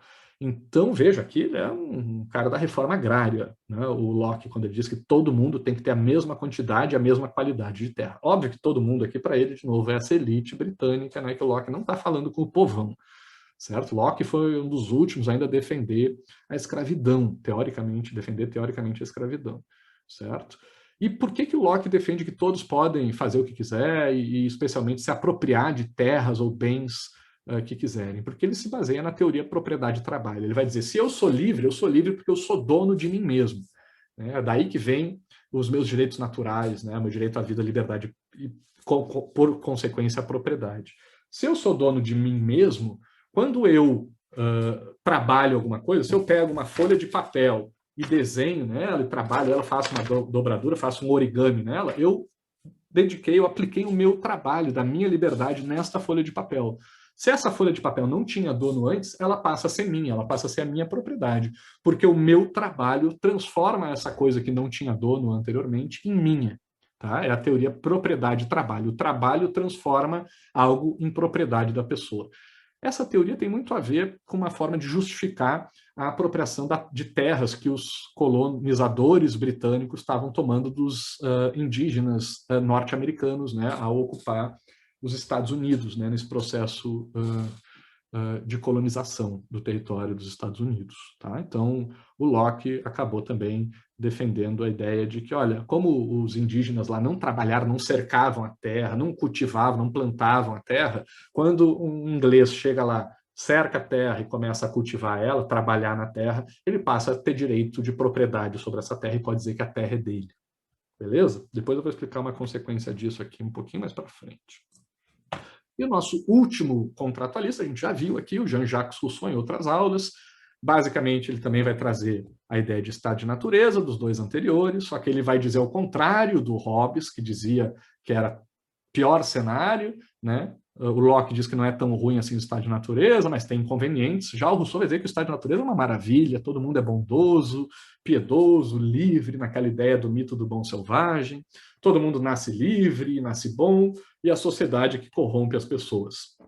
Depois o Rousseau vai dizer que teve o primeiro contrato social, onde se estabelece a propriedade privada e o Estado como ferramenta de defesa dessa propriedade privada, onde os pobres não ganham nada, ainda perdem a liberdade, o que ele chama de Estado autoritário, né, um pacto de submissão, e sendo seguido, então, pela proposta dele de um novo contrato social, onde todos participem da criação de leis através da vontade geral, criando um pacto de liberdade, um Estado democrático, uma ideia de coisa pública, de república, né, o que surge aqui através da ideia de vontade geral do Rousseau. Né? Lembrando que ele vai dizer que essa vontade geral, quando a gente obedece à vontade geral, às leis criadas pela vontade geral, a gente está obedecendo a nós mesmos, porque todos participamos do processo de criação de leis aqui, nessa ideia de vontade geral. E aqui o Rousseau já traz uma ideia de igualdade, né, enquanto o Locke vai trazer uma ideia de liberdade. Né? O Hobbes, segurança, um governo ilimitado, Locke, um governo limitado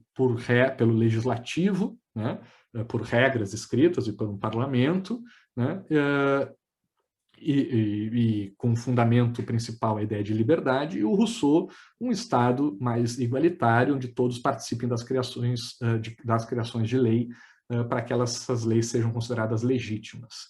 E o Rousseau, então, vai acabar servindo de fundamento teórico aqui para as revoluções liberais, seja a Revolução Norte-Americana, a Revolução Francesa, né, onde vai ocorrer a derrubada daquelas monarquias absolutistas através de manifestações populares, pelo menos na França, né? Nos Estados Unidos não tinha monarquia absolutista, mas o povo também procura defender essas ideias de liberdade, junto, né, com a ideia de igualdade e de fraternidade, mas a gente sabe que na prática o que se implementou foram mais valores de liberdade, né, de defesa da propriedade privada, certo? De garantia, né, que era um dos interesses da classe burguesa que acabou realizando essas revoluções aí em boa parte.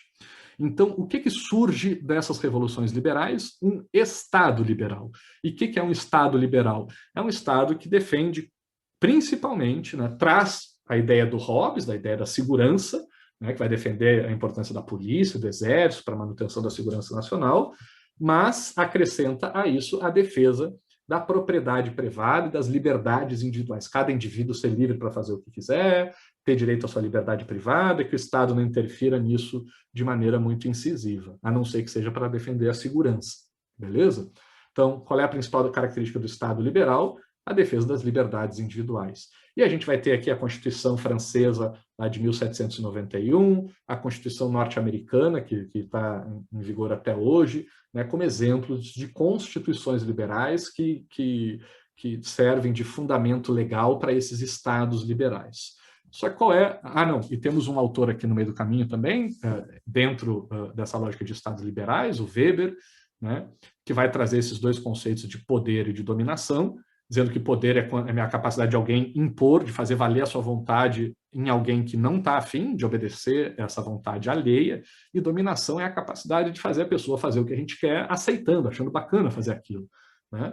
E então o Weber vai nos dizer que existem 3 formas de dominação. Uma que ele chama de tradicional, que a gente segue uma tradição, a gente respeita alguém por hábito, tendo como principal exemplo o patriarcado, né? As famílias se organizam seguindo o homem, o chefe de família, porque foi assim que sempre se fez. A dominação carismática, tem algumas figuras que através do seu carisma acabam servindo de líderes, como a gente viu ali ao longo da história, mas até hoje podemos ter aí nosso Lula e nosso Bolsonaro como exemplos de líderes carismáticos, né, que as pessoas seguem por causa da personalidade, por causa do carisma das pessoas. Mas o Weber vai dizer que o Estado deve se organizar através de uma dominação que ele chama de racional legal, onde se criam instituições burocráticas, né, em estruturas intermediárias, impessoais, né, que vão procurar organizar esse Estado de forma mais eficiente. E aí traz o seu conceito aqui, onde ele vai dizer basicamente que Estado é aquela capacidade de impor de forma legítima, né, o uso da violência dentro de uma determinada sociedade. É o monopólio do uso legítimo da violência, né, dentro de uma determinada sociedade. Quando a polícia me para na rua numa blitz né, me pede para apresentar os documentos, eu estou atrasado para uma reunião, mas se eu parar numa blitz, eu tenho que parar, não interessa a minha pressa, eu tenho que respeitar a polícia, né, e se quiser me revistar, eu boto a mão na parede, a pessoa me revista, se me pedir explicação, eu dou explicação, porque a polícia tem um monopólio do uso legítimo da violência, né?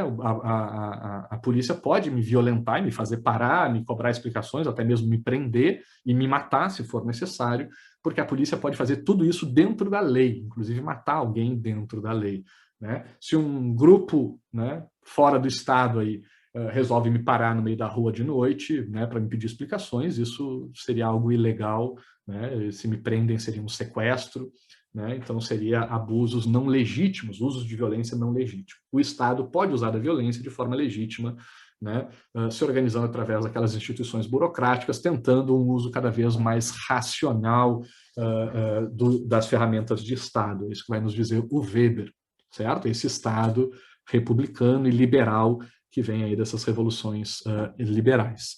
Só que se percebe com o tempo que esse Estado liberal acaba criando desigualdades muito grandes. Como o Rousseau já falou, favorece os ricos, que já tinham posses, e o Estado liberal defende as posses desses ricos, mas não faz nada pelos mais pobres, que continuam sendo pobres e acabam ficando mais pobres ainda, porque o Estado liberal defende as propriedades dos ricos e não faz nada para ajudar aqueles que têm menos. E a gente sabe que a riqueza gera mais riqueza, e a riqueza dos ricos vem da exploração dos mais pobres, né? Não surge riqueza do nada, né? Apesar de algumas teorias de criação de valor aí que possam existir, mas uma boa parte da riqueza é obtida através da exploração da riqueza de outros.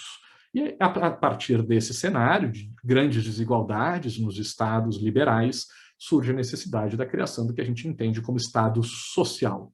Tá, pessoal? Então a gente vai ter lá a Constituição, me fugiu o nome agora, da Constituição Alemã de Weimar, né, que se baseia na Constituição Mexicana de 1917, né, a Constituição aqui brasileira de 34 também vai seguir muito essa lógica, até a de 37, depois de 46, né, vai seguir muito essa lógica de estruturas sociais, de igualdade, direitos sociais, direitos trabalhistas, regras trabalhistas, né, que procuram, e regras de redistribuição de renda que procuram diminuir as desigualdades geradas por aquele Estado liberal. Não vou entrar em maiores detalhes sobre isso, porque isso vou deixar para discussão de vocês na nossa aula de quarta. Mas antes de terminar, quero só trazer aqui alguns autores, para não dizer que eu não falei deles, porque eu trouxe vários autores que defendem a importância do papel do Estado, mas existem também autores que criticam o papel do Estado e que dizem que a gente deve diminuir, né, as funções que o Estado exerce nas nossas sociedades. Um deles, né, o Hayek, vai dizer, um dos pais, né, um dos principais integrantes da chamada escola austríaca, né, ele vai ser um grande crítico do que a gente conhece como estado de bem-estar social, né, que são aquilo que eu estava chamando de estado social, né, o estado que procura maximizar a igualdade entre a sua população. O Hayek vai dizer que os indivíduos devem ser livres para escolher as suas formas de se proteger socialmente, de buscar saúde, educação e aposentadoria, né, previdência, que as pessoas devem buscar isso de maneira privada, individual, né, no mercado privado e não através da ação do Estado, porque toda vez que o Estado se mete nessas questões econômicas, acaba afetando o sistema de livre formação de preços, né? Quando o Estado faz alguma coisa, aquela mão invisível do mercado lá que o Smith defendia acaba sendo atrapalhada por essa intervenção estatal, né, gerando distorções, e que essa procura por diminuição das desigualdades acaba gerando mais problemas do que soluções, né? Ele chama isso de uma utopia arbitrária, e ele diz que essa busca pela diminuição das desigualdades acaba gerando mais pobreza, né, do que realmente igualdade. Outro cara que vai defender isso é um norte-americano aqui que foi professor de Harvard, né, o Robert Nozick, um libertário, não um liberal, um libertário que leva o liberalismo do Locke lá ao extremo, defensor de um Estado mínimo. O que significa esse Estado mínimo? Né, um Estado que não se meta em leis paternalistas, né, por exemplo, a lei que diz que eu tenho que usar cinto de segurança, ou usar capacete, ou não fumar, ou não usar drogas. Né? Por que o Estado tem que se meter nisso? Se eu quiser morrer sem capacete, sem cinto, fumando, usando drogas, o problema é meu. Tá? O Estado não tem que me proteger de mim mesmo. né? O Estado também não deve adotar leis morais, o Estado não deve dizer se um homem pode casar com um homem, uma mulher pode casar com mulher, isso aí o Estado não tem nada que se meter nisso, isso aí é moralismo, o Estado não deve fazer isso, mas principalmente vai dizer que o Estado não deve se meter em qualquer forma de redistribuição de renda, né? Eles vão dizer, vão usar uma lógica lá, por isso que vem daquela ideia da teoria de propriedade de trabalho do Locke, né, que quando a gente trabalha, a gente transfere a nossa liberdade para uma coisa e, portanto, aquela coisa passa a ser nossa. Esses libertários, eles vão seguir essa ideia e vão dizer o seguinte, olha, se quando eu trabalho numa coisa, eu transfiro minha liberdade para alguma coisa e passo a ter a propriedade naquilo, quando o Estado me cobra um imposto, né, para usar esse valor do imposto para redistribuir renda ou para fazer justiça social de alguma forma, através de políticas públicas, sejam quais forem, né, eu tenho que trabalhar para pagar esse imposto, né? Então, esse período que eu tenho que trabalhar para pagar um imposto para o Estado, não é discricionário, eu não posso escolher não pagar imposto para o Estado. O imposto, como o próprio nome diz, ele é imposto, é uma imposição, eu sou obrigado a trabalhar um período durante o ano, acho que é 4, 5 meses que falam, né, no Brasil, que a gente trabalha para pagar impostos. Então, teoricamente, no Brasil, em média, né, a gente trabalha 3, 4, 5 meses só para pagar impostos aqui no Brasil. Então, esses libertários dizem, esse período, esses 3, 4, 5 meses que a gente trabalha para pagar impostos, é um tipo de trabalho forçado. Eu sou obrigado a trabalhar esse período para pagar impostos para o governo. E o Nozick vai dizer que trabalho forçado é o equivalente ao quê? À escravidão. Então, os libertários vão dizer que não só que imposto é roubo, mas que é também uma forma de escravidão, pessoal. Aí cabe a cada um interpretar o que acha disso, certo? E outro exemplo aqui de crítico ao papel do Estado, o também norte-americano Milton Friedman, lá da Escola de Chicago, aqui, né, eu acho que uma das grandes referências do nosso atual ministro da Economia, Paulo Guedes, monetarista, e ele defende a ideia de imposto de renda negativo, que é uma coisa bastante interessante aqui para esse período de pandemia, né, onde ele vai dizer que o Estado deve eliminar todas as formas de prestações públicas diretas, né, hospitais, escolas ou qualquer órgãos que prestem serviço para a sociedade, e deve adotar uma forma de imposto de renda, onde sim, quem ganha mais de um X lá vai pagar imposto, como normalmente a gente faz, mas quem ganha menos do que um determinado patamar, ao invés de não pagar imposto, ao invés de ser isento, que nem no Brasil, receberia, né, uma parcela, um valor aí para compensar essa renda muito baixa, né? O imposto de renda negativo significa que tu não só não paga imposto de renda, mas se tu ganha muito pouco, tu ainda recebe, certo? Mesmo sem pagar, tu não paga nada de imposto, ainda recebe tipo uma bolsa, tipo uma renda básica, né? E aí, cada indivíduo recebendo essa renda básica, tendo esse mínimo necessário para a sobrevivência, escolheria livremente aonde aplicar esses recursos, que todos teriam esse mínimo. Essa é a defesa do Milton Friedman, pessoal. E para terminar nossa aula, eu quero trazer alguns exemplos aqui de pessoas que têm muito dinheiro no mundo, tá, pessoal? Então, primeiro, Bill Gates, né, que inventou a Microsoft. Não sei se a gente falou em alguma outra aula sobre ele aqui, eu procurei, não achei, mas basicamente o Bill Gates, além de inventar a empresa, a Microsoft, todos os serviços, né, que a Microsoft oferece, né, ele basicamente inventou o Windows, né, que é o sistema operacional que a gente usa na maioria dos computadores. Então, se não houvesse o Windows do Bill Gates, né, talvez, né, a gente ainda tivesse usando computadores com MS-DOS, que eu não sei se algum de vocês aqui já usou, mas basicamente para ligar o computador e fazer rodar um programa, tu precisa saber uma linguagem de programação do MS-DOS, né? Tem que saber escrever C, dois pontos, barra, barra, dois pontos, o nome do programa pronto, exe, pelo menos é a única função que eu me lembro da minha época, eu usei um pouco do DOS, né, que era para abrir um joguinho, eu tinha que saber escrever o nome do joguinho, .exe, para fazer ele rodar, né? Depois, para desligar, para mudar, fazer qualquer coisa, tem que saber uma programação, o que tornava essas ferramentas inacessíveis para a maioria da população. Então, Bill Gates fez com que, daqui a pouco, meu filho já começa no celular, já sabe mexer em algumas coisas, né? Uma criança muito pequena sabe usar o sistema do Windows, que é muito intuitivo, né? Então, certamente, se a gente está tendo aula hoje aqui, né, através do Zoom e nos nossos computadores ou celulares, a gente deve muito, né, à contribuição que esse cara aqui nos deu com o seu sistema operacional Windows, aqui através da Microsoft. Só que ele tem uma fortuna de 110 bilhões de dólares, pessoal. 110, mais de meio trilhão de reais. A gente não consegue nem imaginar o que é isso, né? Se me dessem isso, eu não conseguiria gastar, né, dentro da minha vida. Não sei, talvez. Eu sou bom de gastar, e se me desse, eu dava um jeito. Mas, tipo, é muita grana, pessoal. Tá? Só para vocês terem ideia, fizeram um estudo, um cálculo aqui para saber quanto que o Bill Gates ganhou ao longo de toda a sua vida. Então pegaram essa fortuna dele e dividiram pelo tempo que ele trabalhou, em média, né? E aí chegaram à conclusão de que ele ganhou $150, não por mês, né? $150 por mês, hoje daria aqui uns R$ 750, quase R$ 1.000 por mês? Não. Por semana, pô, 1.000 conto por semana, né? Quase 1.000 conto por semana já estava um salário legal. Não. Por dia, porra, R$ 1.000 por dia, cara, dá 20 pau por mês, é um excelente salário. Não. Por hora, será que ele ganhava $150 por hora? 700, 800 conto por hora? Porra, velho. Não. Por minuto? Também não. É por segundo, pessoal, que o Bill Gates ganhou $150 por segundo. Cada segundo, a conta do Bill Gates está lá aumentando $150. O que o professor de Harvard lá, o Michael Sandel, fez uma brincadeira de que se o Bill Gates estivesse indo a pé para o trabalho e encontrasse uma nota de $100 no chão, não valeria a pena para ele parar para juntar a nota de $100, porque nesse tempo de juntar a nota, se ele fosse trabalhar, ele ganhava mais. É melhor ele deixar a nota de $100 no chão, porque ele ganha mais indo trabalhar. Temos aqui o Jeff Bezos, né, que agora não é mais o CEO da Amazon, mas até então era, né, tem uma fortuna aí próxima do Bill Gates, $109 bilhões, mas o cara mandou agora na pandemia quanta gente não comprou coisas, né, pelo mundo todo por causa desse sistema de vendas que ele desenvolveu.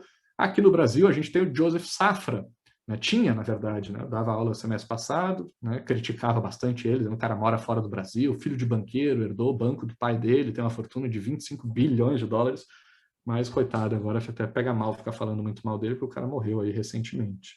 Mas era considerado um dos mais ricos do Brasil, assim como o Paulo Lemann, Jorge Paulo Lemann, dono da Ambev, entre outras aí empresas, né, que tem uma fortuna estimada de $22 bilhões. Essas pessoas, pessoal, o Lemann, o Safra, o Bezos e o Bill Gates, o que vocês acham? Né, que vale a gente respeitar a liberdade deles, como diz o Locke, né, o direito de propriedade deles, porque eles fizeram, ou porque herdaram dos pais, que nem o Safra, ou porque nem o Bezos e o Bill Gates lá contribuíram de forma significativa para a sociedade, e por isso conseguiram acumular uma fortuna imensa. Será que eles têm o direito à liberdade de ter essa propriedade imensa nesse patamar, ou não? Né, em sociedades desiguais como a gente vive, se justifica a gente taxar e talvez taxar fortemente fortunas desse tamanho, né, para tentar redistribuir renda, né, e ajudar os mais necessitados. Né? Aqui, pessoal, vai entrar toda aquela nossa discussão sobre igualdade, né, sobre liberdade, sobre justiça premiativa ou compensatória, né? E aí a justiça premiativa é dizer para esses caras, ó, pode ficar com a grana aí, porque vocês fizeram por merecer, ou não, né? Justiça compensatória tem gente que precisa mais, tá? E com base nesses preceitos, então a gente vai fazer essa discussão sobre Estado liberal ou Estado social, pessoal, beleza?